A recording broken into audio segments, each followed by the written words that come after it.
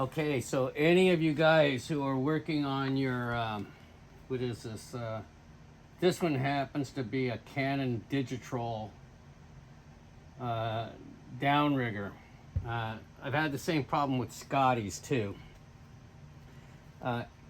Here's the circuit board, and what's happened on the circuit board is some of these solders joints are what we call dry solder. They're not connected.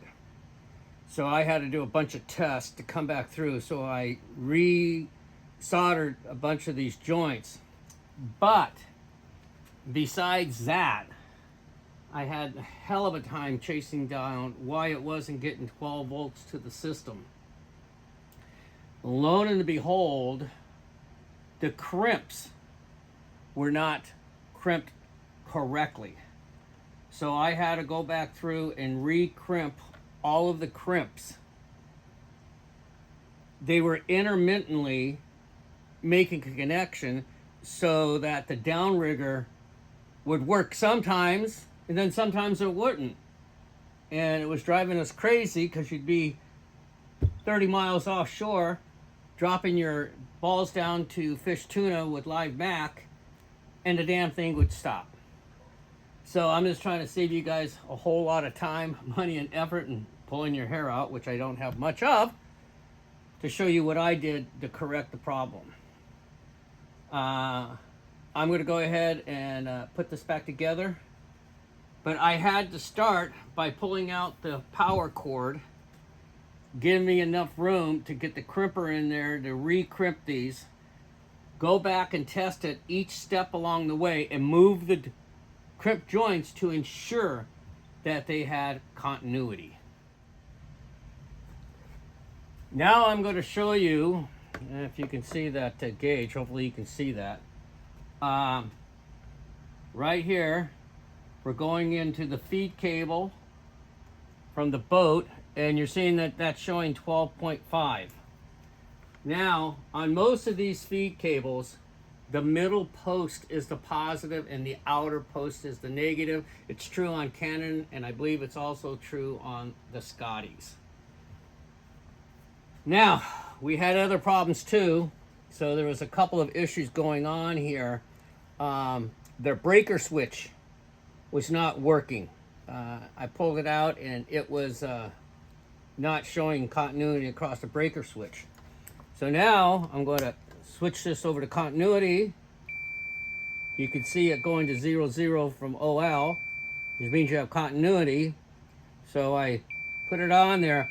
Now I know that that fuse is working.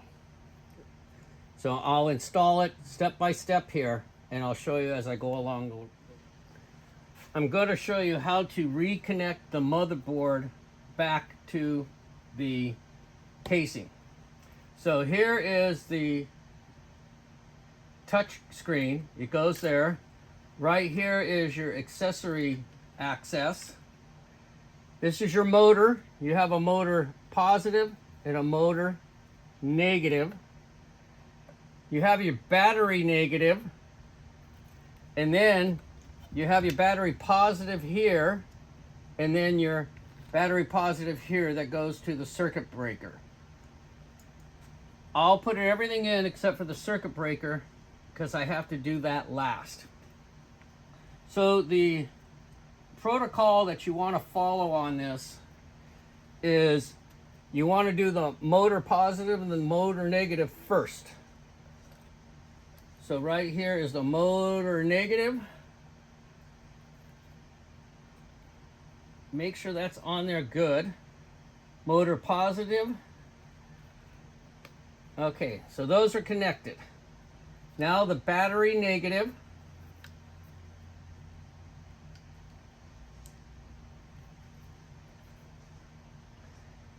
Okay, so that's going to take everything you need for the motherboard. So now you can install the motherboard. Be careful of this ribbon. You do not want to damage that. There's 2 slots for the motherboard to go back in. You slip it right down and it goes into the slot. Attach your accessory cable. Reattach your touchscreen cable. Make sure that slides all the way down.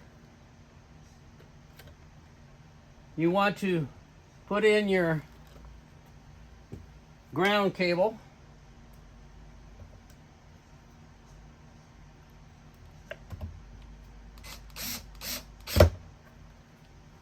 Now the only thing you should have left are the two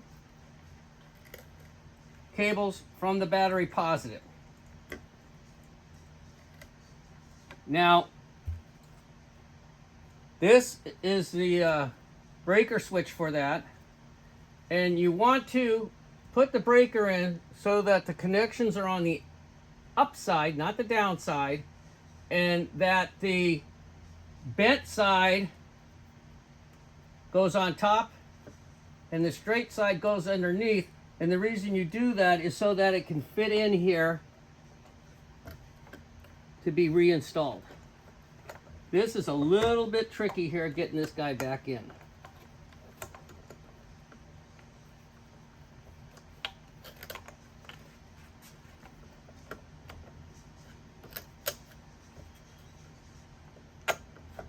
Okay, so there it goes. So now it's in, and all you have to do is put on your lock nut, wherever that is. Here it is.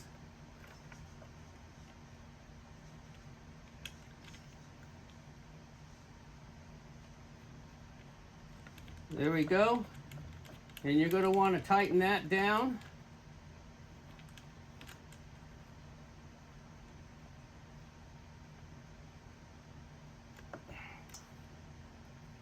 Now, I'm going to test it before I zip it all back up.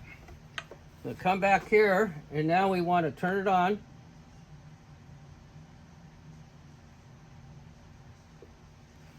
Let's make sure I have my batteries connected.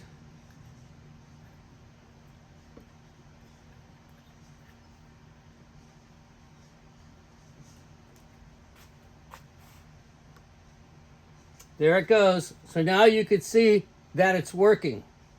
So I'm testing it now. I'm going to button it all up, and I'm going to show you how it works later. So now what I'm going to do is I'm going to button down the 11 screws that have the washers, and you got to make sure that your gasket is totally sealed. So here we go. Go back and forth, almost like putting a head on a motor.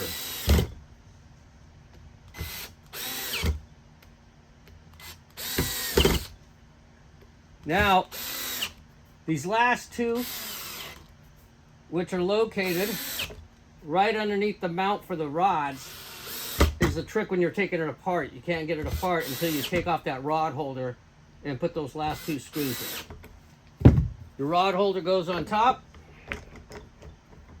and now we're ready to test it.